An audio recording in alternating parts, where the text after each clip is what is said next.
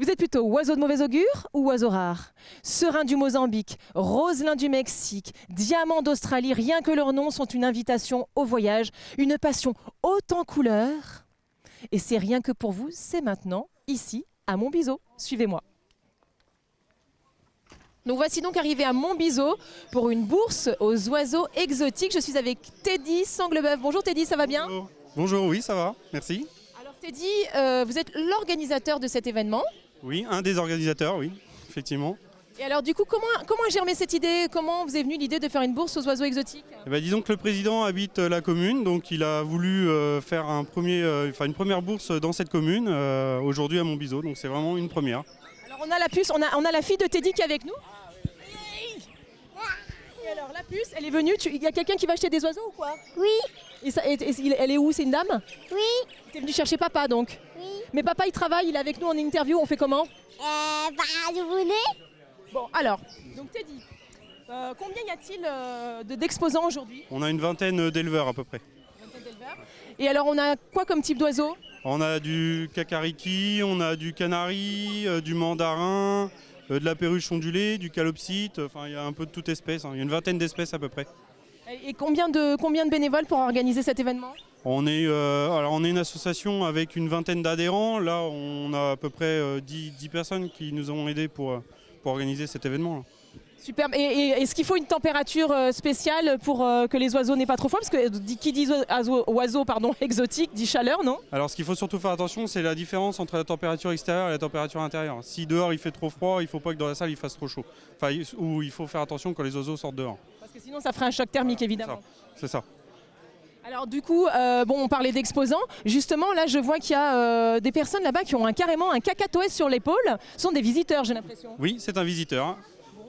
Je vais peut-être aller les voir. On va faire un petit tour parce qu'il y a beaucoup de monde ce matin. On va pas se mentir. Bonne influence, oui. Bonne influence. On est pas mal. Alors. Bonjour. Comment vous appelez-vous? Audrey. Audrey, enchantée Audrey. Et vous? Cédric. Enchanté Cédric. Alors à qui est ce bel oiseau? C'est à nous. C'est quoi comme... C'est un cacatoès alba. Cacatoès alba. Il a un nom cet oiseau? Elle s'appelle Doudoune. Ah, c'est une fille, Doudoune. Bonjour Doudoune, ça va? Ah bah non, tu manges pas mon micro Doudoune. Alors Doudoune, quel âge a-t-elle? Elle va avoir 3 ans. Et alors, vous êtes passionnée d'oiseaux? Alors nous, on est passionnés d'oiseaux et moi, je suis animalière. Ah, très bien. Alors justement, ce type d'oiseau, on le trouve où? Comment? Chez des éleveurs, comme il y a ici, ou sinon en animalerie. Et il faut savoir qu'il faut un permis de détention pour avoir cet animal. Ah, très bien, donc c'est réglementé, c'est sérieux, on ne fait pas n'importe quoi? Oui, parce qu'elle est identifiée par une puce. Et donc il faut un permis de détention pour pouvoir avoir le suivi de l'animal, où il est et à qui il appartient. Et alors un oiseau comme celui-ci, ça vit combien de temps à peu près? Ça peut vivre longtemps? 60 ans. 60 ans, ah, c'est pas mal. Oui. Et alors il faut un entretien particulier, j'imagine? Alors elle, c'est un élevé-main, donc il n'y a pas d'entretien particulier. Elle a une cage où elle dort et qu'elle mange. Sinon, elle est en totale liberté. Et l'entretien, il n'y a pas grand-chose, hormis en prendre soin et la sortir et faire son développement, en fait. Alors le développement, ça se passe comment? La sortir partout, l'avoir tout le temps avec soi. Alors moi, j'ai l'avantage, c'est que je suis animalière. Donc du coup, elle travaille avec moi, grâce à mon directeur qui a accepté qu'elle travaille avec moi. Mais après, c'est des oiseaux élevés mains, ils n'aiment pas être enfermés en cage. Ils ont besoin de l'humain, en fait. Ah, c'est étonnant. Et alors, elle mange quoi, par exemple? Ça mange quoi, un cacatoès? Alors elle mange des mélanges pour perroquets à base de graines de tournesol, qui n'est pas l'idéal pour elle. Le mieux, c'est de l'estrudé. En fait, l'estrudé, c'est comme une croquette pour chien, mais pour perroquet. D'accord. Et alors en termes de... Parce que là, je parlais de température avec Teddy, je disais, bon, est-ce qu'il faut une température spécifique ici à l'intérieur? Il me disait, s'il fait froid dehors, il ne faut pas qu'il fasse trop chaud dedans pour pas qu'il y ait de choc thermique. Et par exemple, un cacatoès, ça a besoin d'une température particulière? Alors, toujours pareil, c'est un élevé-main, donc en fait, elle vit avec nous, donc elle vit dans à peu près 20 degrés, mais elle peut très bien s'adapter à des températures plus froides. En fait, elle peut aller dehors, elle peut aller sous la neige, elle peut aller Ah ouais, un cacatoès? sous la pluie, elle peut, oui. Un oiseau exotique qui va sous la neige, c'est pas mal ça. Oui. J'aurais appris quelque chose. Et elle est... Derrière, c'est-à-dire qu'il faut que la température soit très élevée pour qu'elle rattrape sa température. Voilà. Mais dis donc, elle est super sage. Hein. Oh, que c'est doux. Elle est super douce. Bon, mais merci pour toutes ces informations, c'est génial. Nous, on va continuer notre... Et donc, vous êtes venu pour acquérir un autre oiseau ou pas du tout? Pas du tout, juste par curiosité, en fait. Et ça va, vous trouvez votre bonheur? On est bien là? Oui. Il y a des très belles espèces. Bon, on est ravis de l'apprendre. Nous, on continue. Teddy, on y va parce que c'est pas tout ça, mais il y a d'autres élèves. Merci beaucoup. Merci mille fois pour toutes ces informations. Profitez bien. Allez, on continue. Alors, je crois que il y a un éleveur un petit peu plus loin. Alors, je sais pas comment il s'appelle, mais voilà. On va voir quoi là, Teddy, des canaris? Je crois que c'est du canari qu'il a, oui. Vous croyez ou vous êtes sûr, Teddy? Mais qu'est-ce que c'est que cette histoire? Il y a tellement d'espèces que je me rappelle plus vraiment, mais... Je crois que c'est le monsieur avec le t-shirt orange là-bas. Alors, on va le voir. Il est en pleine action, le monsieur. Je vais vous déranger un petit peu, messieurs, dames, parce que je vais interroger le monsieur, ça vous embête pas? Mais vous restez là, hein, parce qu'il faut acheter vos canaris. Bonjour, monsieur. Comment vous appelez, vous? Moi, je suis monsieur Rouault. Bonjour, monsieur Rouault. Alors, qu'est-ce que vous élevez, vous, comme type d'oiseaux? J'élève des bourques, des euphemes, qui sont des oiseaux australiens. Ceci, là? Oui, celles-ci, avec des différentes mutations. Oui. Donc, les oiseaux qui sont foncés, c'est des oiseaux qui sont non domestiques, donc qui sont type sauvage, on appelle ça, et qui sont déclarés à l'IFAP maintenant. Et après, vous avez les mutations roses. Et les autres, elles sont là. Voilà, je les avais déplacées. Et vous avez une mutation rose opaline et une mutation pâle phallo, opaline pâle phallo, avec les yeux rouges. Et il y a d'autres mutations que je n'ai plus maintenant, puisqu'elles sont déjà parties.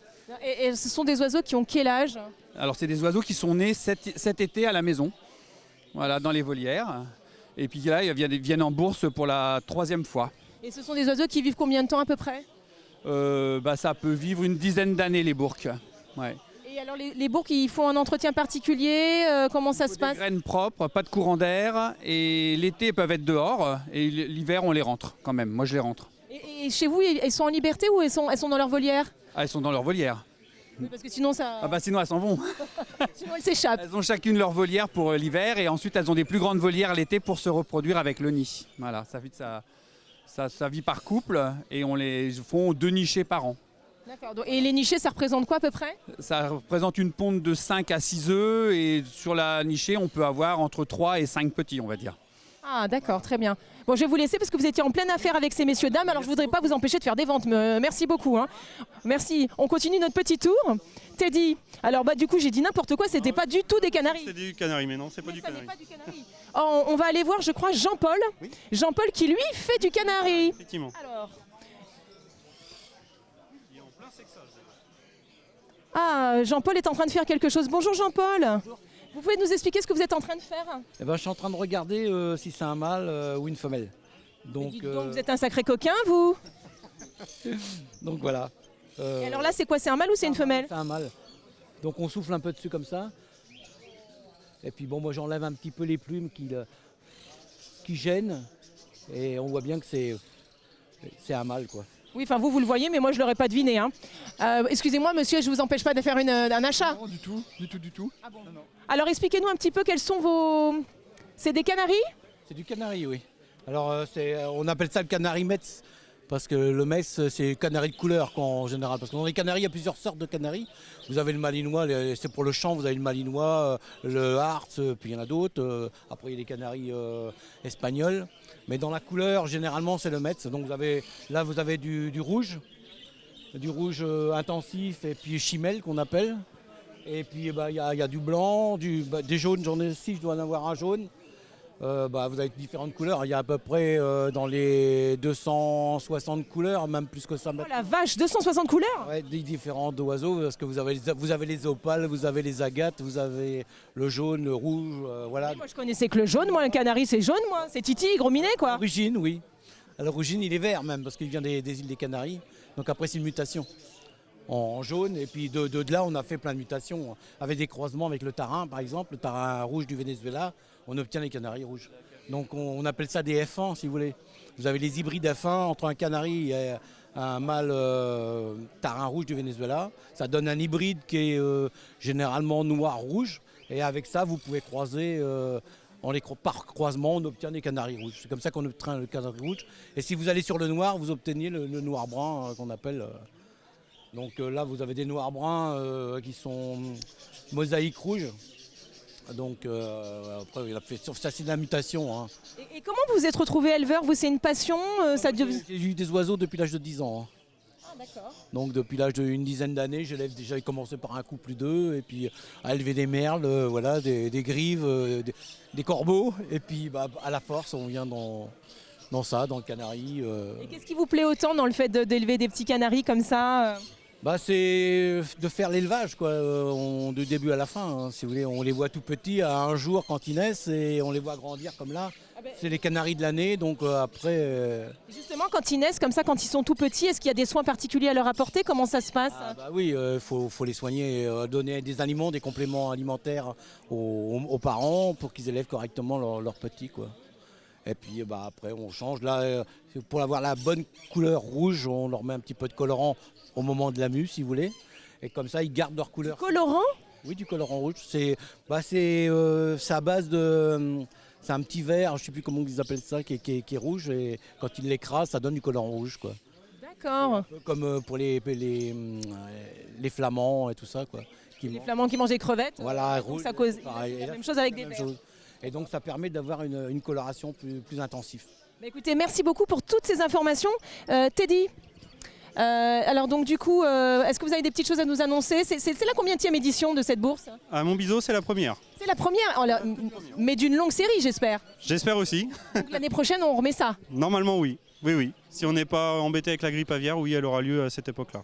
Même époque, même endroit? Normalement, à peu près dans les mêmes dates, oui. Oui. Bon, bah, écoutez, on croise les doigts. Oui. Là, ça va, la fréquentation, vous êtes ravis? Pour l'instant, ça a l'air d'être pas mal, oui. On est un petit peu serré, hein, il y a du monde. Hein. Moi, je suis contente pour Un vous. peu de monde, oui. Un peu de monde aujourd'hui. Bon, bah, c'est génial, c'est formidable. Écoutez, oui, d'ailleurs, on peut dire aux téléspectateurs qu'en plus des oiseaux, on a tout le matériel qu'il faut pour les nourrir, les soigner. On a le magasin France Volière qui vient à toutes nos bourses exposer son matériel à vendre qui complète en fait l'élevage de chaque éleveur. Voilà, donc si nos téléspectateurs, téléspectatrices viennent à cette bourse, ils auront tous les renseignements.